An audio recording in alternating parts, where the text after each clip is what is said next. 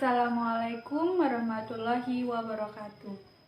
Perkenalkan, nama saya Dini Saputri dari kelas 12 OTKP 2. Di sini saya akan menjelaskan tentang yang pertama, arti dan hukum nikah.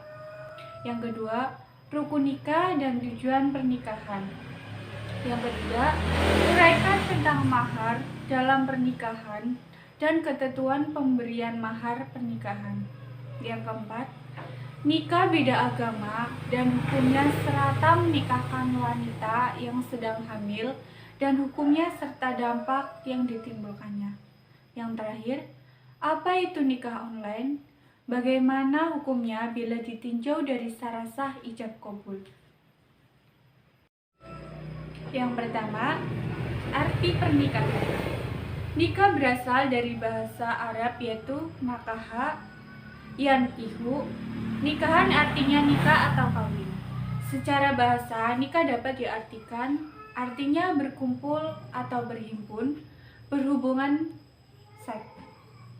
Dalam Undang-Undang Perkawinan Nomor 1 Tahun 1974, definisi atau pengertian nikah adalah ikatan lahir batin antara seorang pria dan wanita sebagai suami istri dengan tujuan memberikan keluarga yang bahagia dan kekal berdasarkan ketuhanan yang Maha Esa.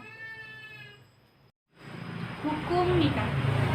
Menurut para ulama, hukum nikah ada 5. Yang pertama, wajib artinya bagi orang yang mampu menikah, sehat jasmani atau rohani, punya mampu biaya mahar, nafkah, dan takut terjerumus zina bila tidak segera menikah. Yang kedua, sunat, artinya bagi orang yang mampu menikah, sehat jasmani atau rohani, mampu biaya mahar, nafkah, dan tidak khawatir terjerumus perbuatan zina.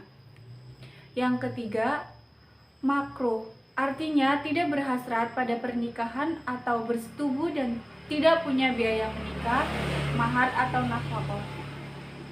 Yang keempat, mubah, artinya bagi orang yang berhasrat pada pernikahan dan tidak punya biaya menikah, mahar dan nafkah, bisa untuk menunda nikah dan meredam nafsunya dengan puasa. Yang terakhir, haram, artinya bila menikah diniati untuk menyakiti pasangannya. Rukun nikah. Pernikahan dianggap tidak sah apabila tidak memenuhi syarat dan rukun nikah.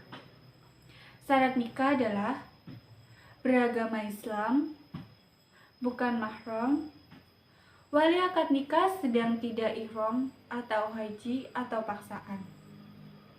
Rukun nikah adalah 1.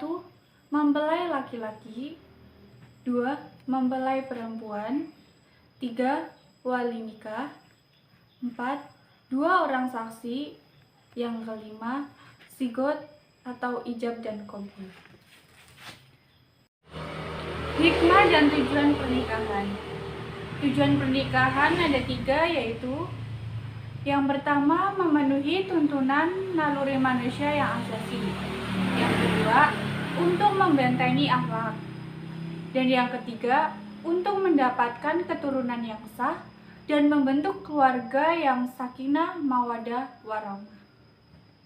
Hikmah pernikahan ada 3, yaitu yang pertama, terciptanya rumah tangga dalam ikatan suci, halal, dan diridhoi Allah Subhanahu wa Ta'ala. Yang kedua, terpeliharanya kehormatan suami istri pada perbuatan zina. Dan yang terakhir, terjadinya silaturahmi antara keluarga besar suami dan istri. Mahar perkawinan. Pengertian mahar adalah nama harta yang wajib diberikan oleh laki-laki sebab menikah. Barang atau benda yang bisa dijadikan mahar adalah barang yang halal, yang sah untuk dijual belikan, dan mahar juga bisa berupa jasa. Menyebutkan jumlah mahar dalam akad nikah sangat dianjurkan. Misalnya, saya nikahkan dan kawinkan engkau ya Ahmad dengan Aisyah Rohman dengan mahar emas 20 gram dibayar tunai. Mahar yang dijanjikan dan disebutkan, jumlah dan jenisnya disebut mahar musama. Sedangkan mahar yang tidak disebutkan atau dijanjikan dalam akad nikah disebut mahar misil. Nikah beda agama menurut Fatma MUI, NU, dan Muhammadiyah. Pertama, para ulama di tanah air memutuskan bahwa perkawinan wanita muslim dan laki-laki non-muslim hukumnya haram. Kedua, seorang laki-laki muslim diharamkan mengawini wanita bukan muslim. Dalam memutuskan fatwanya, MUI menggunakan Al-Quran dan hadis sebagai dasar hukum. Dan janganlah kamu nikahi wanita-wanita musyrik hingga mereka percaya masuk Islam. Sesungguhnya wanita budak yang mukmin lebih baik dari wanita musyrik, walaupun ia menarik. Dan janganlah kamu menikahkan wanita orang-orang musyrik dengan wanita-wanita mukmin hingga mereka percaya. Sesungguhnya budak yang mukmin lebih baik dari orang musyrik, meskipun ia mampu. Al-Quran Surat Al-Baqarah ayat 221. Nahdlatul Ulama juga telah menetapkan fatwa terkait nikah beda agama. Fatwa itu ditetapkan dalam Muktamar ke-28 di Yogyakarta pada akhir November 1989. Ulama NU dalam fatwanya menegaskan bahwa nikah antara dua orang yang berlainan agama di Indonesia hukumnya tidak sah. Muhammadiyah pun menyatakan kawin beda agama juga dilarang dalam agama Nasrani. Dalam perjanjian Alam Kitab Ulangan 73, umat Nasrani juga dilarang menikah dengan yang berbeda agama. Dalam Undang-Undang Nomor 1 Tahun 1974, Pasal 2 Ayat 1 juga disebutkan bahwa pernikahan adalah sah apabila dilakukan menurut hukum masing-masing agamanya dan kepercayaannya itu. Menikahi wanita yang hamil duluan haramkah? Ada dua hal yang sepertinya perlu dijawab, yaitu bagaimana status hukum seorang laki-laki menikahi wanita yang sedang mengandung anak dari orang lain dan hukum wanita hamil yang dinikahi oleh laki-laki yang menghamilinya di luar nikah. Dalam menjawab persoalan kedua status hukum tersebut ini, saya mengutip pendapat Ahmad Sarwat dari dalam laman website Rumah Fikih. Menurutnya terdapat beberapa pendapat diantaranya. Pertama, pendapat Imam Abu Hanifah yang menjelaskan bahwa bila yang menikahi wanita hamil itu adalah laki-laki yang menghamilinya, hukumnya boleh. Sedangkan kalau yang menikahinya itu bukan laki-laki yang menghamilinya, maka laki-laki itu tidak boleh menggaulinya hingga melahirkan.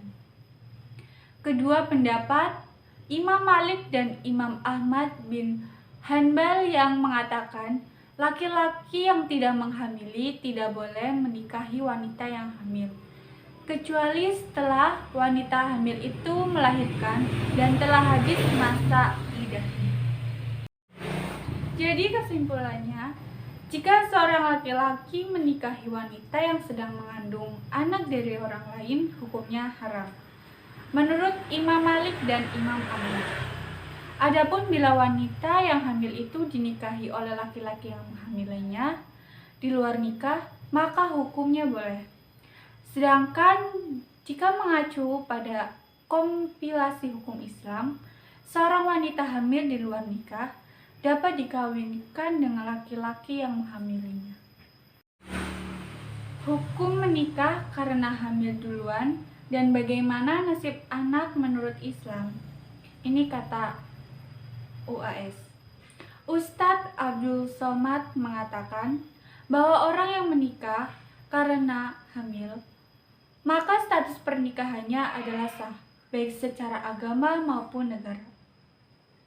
Menikah karena hamil atau menikah biasa tidak ada yang berbeda hukumnya, yaitu sama-sama sah menurut Ustadz Abdul Somad.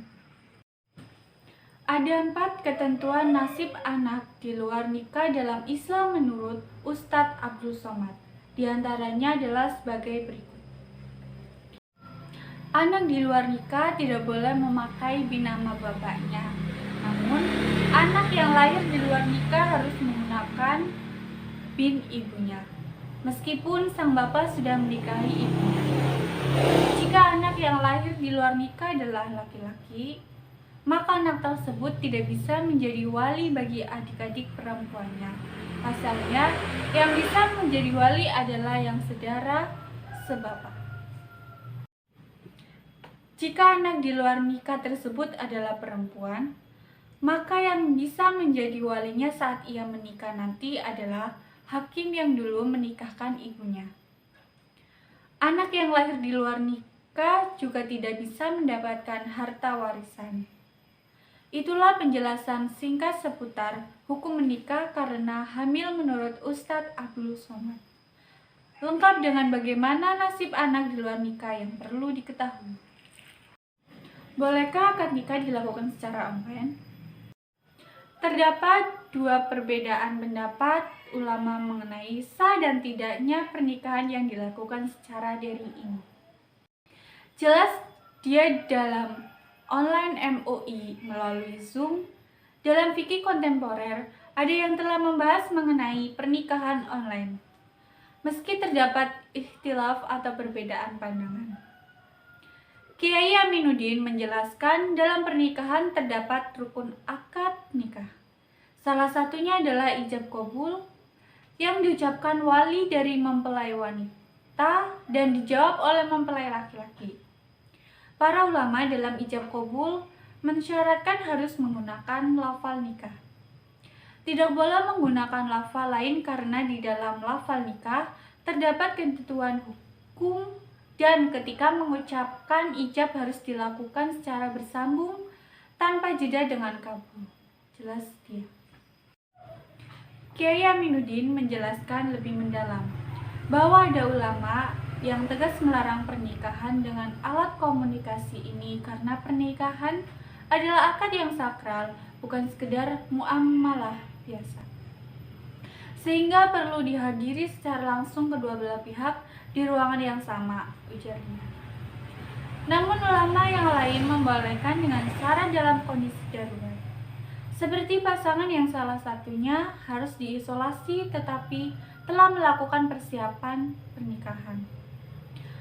Atau salah satu pasangan yang terjebak di negara seperti Italia yang melakukan karantina atau lockdown sehingga tidak bisa pulang ke Indonesia, maka bisa melakukan pernikahan dengan panggilan video. Berbeda jika pernikahan dilakukan dengan hanya menggunakan telepon. Sebagian ulama tidak membolehkannya. Kasus itu terjadi ketika pernikahan Presiden keempat Republik Indonesia, Abdurrahman Wahid. Ulama saat itu mengkhawatirkan bahwa orang yang melakukan ijab qabul bukanlah orang yang sama yang dimaksud. Namun ada sebagian ulama yang menyetujuinya jika kedua mempelai yakin dan tidak merasa ditipu dengan keduanya. Rasulullah sebenarnya memberikan solusi mengenai hal ini. Untuk menikahkan pasangan, jika wali nikah tidak dapat hadir, maka bisa diwakilkan dengan orang lain atas seizin wali nikah yang sah. Demikian penjelasan dari saya, kurang lebihnya mohon maaf. Wassalamualaikum warahmatullahi wabarakatuh.